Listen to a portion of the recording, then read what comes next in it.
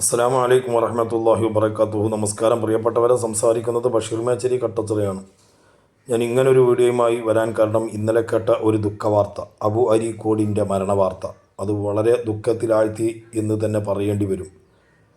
ഒരു സൈബർ പോരാളി എന്നതിലുപരി ഒരു നല്ലൊരു മനുഷ്യത്വത്തിന് ഉടമയാണ്. അദ്ദേഹത്തിനോട് അടുത്തറിയുന്നവർക്കറിയാം. ഞാൻ അദ്ദേഹത്തെ നേരിൽ കണ്ട് ഒരുപാട് സംസാരിച്ചതാണ്. നമ്മളുടെ കഴിഞ്ഞ നിയമസഭാ ഇലക്ഷനിൽ ജലീൽ സാഹിബിന് വേണ്ടിയിട്ട് അദ്ദേഹം നിലപാടെടുത്തൊരു വ്യക്തിത്വമാണ്. അങ്ങനെ ഞാൻ അദ്ദേഹത്തുമായി അടുത്തറിയാൻ കാരണം ചാരിറ്റി മേഖലയിലെ തട്ടിപ്പിനെതിരെ സംസാരിച്ചതിൻ്റെ പേരിൽ ഞാനും ആ വഴിയെ സഞ്ചരിക്കുന്നത് കൊണ്ട് തന്നെ അദ്ദേഹമായിട്ട് വലിയ സ്നേഹമായിരുന്നു. പക്ഷേ ഒരു ദിവസമേ അദ്ദേഹത്തെ ഞാൻ നേരിൽ കണ്ടിട്ടുള്ളൂ. ഒരുപാട് ബന്ധം പുലർത്തിയ ഒരു ചെറുപ്പക്കാരനായിരുന്നു. നിയമ വിദ്യാർത്ഥിയാണ്. ഒരിക്കലും അദ്ദേഹം ആത്മഹത്യ ചെയ്യില്ല എന്ന് തന്നെയാണ് എൻ്റെ മനസ്സ് പറയുന്നത്.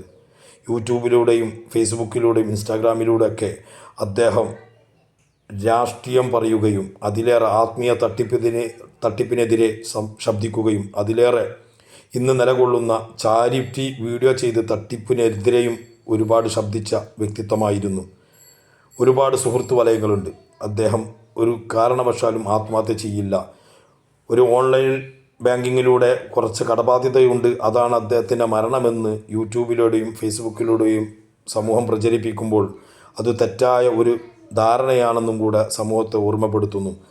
കുറഞ്ഞ ഒരു കടബാധ്യത തീർക്കാൻ ഞാൻ മനസ്സിലാക്കുന്നത് അദ്ദേഹം ഈ രാഷ്ട്രീയത്തിലൂടെ, ഇടതുപക്ഷ രാഷ്ട്രീയത്തിലൂടെ ഒരുപാട് സുഹൃത്തു വലയത്തെ അദ്ദേഹം സ്വന്തമാക്കിയിട്ടുണ്ട്. അതിൽ മുൻനിരയിൽപ്പെട്ട ആളാണ് പ്രിയപ്പെട്ട PV അൻവർ, അതുപോലെ തന്നെ KT ജലീൽ സാഹിബ്, അതുപോലെ തന്നെ നമ്മളെ ഒരുപാട് വ്യക്തിത്വങ്ങൾ. അവരോടൊക്കെ ഇദ്ദേഹത്തിൻ്റെ ഈ പ്രയാസം പറഞ്ഞിരുന്നെങ്കിൽ അദ്ദേഹത്തിൻ്റെ കടബാധ്യത തീർക്കുമായിരുന്നു. പക്ഷേ ഞാൻ മനസ്സിലാക്കുന്നത് ഒരിക്കലും കടബാധ്യതയുടെ പേരിലല്ല അദ്ദേഹം ആത്മഹത്യ ചെയ്തു എന്നത് തീർച്ചയാണ്.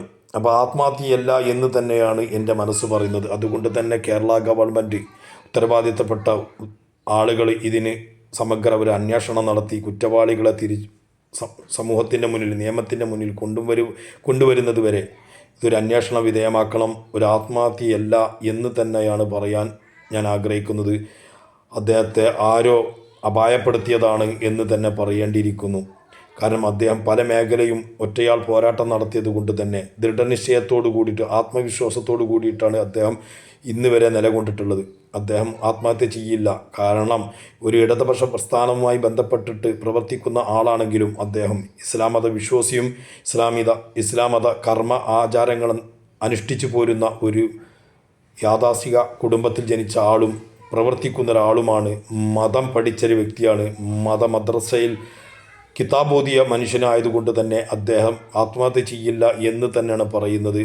ഈ ഓൺലൈനിലൂടെ പ്രചരിപ്പിക്കുന്ന അദ്ദേഹത്തെ വെറുക്കുന്ന രാഷ്ട്രീയവും അല്ലെങ്കിൽ മറ്റ് ചില കുബുദ്ധികൾ പ്രചരിപ്പിക്കുന്നത് ശരിയല്ല, തെറ്റാണ്. അതുകൊണ്ട് കൃത്യമായിട്ടൊരു അന്വേഷണ വിധേയമാക്കണമെന്ന് എൻ്റെ പ്രിയപ്പെട്ട ആഭ്യന്തരമന്ത്രി, പ്രിയപ്പെട്ട സഖാവ് പിണറായി വിജയനോട് അഭ്യർത്ഥിക്കുകയാണ്.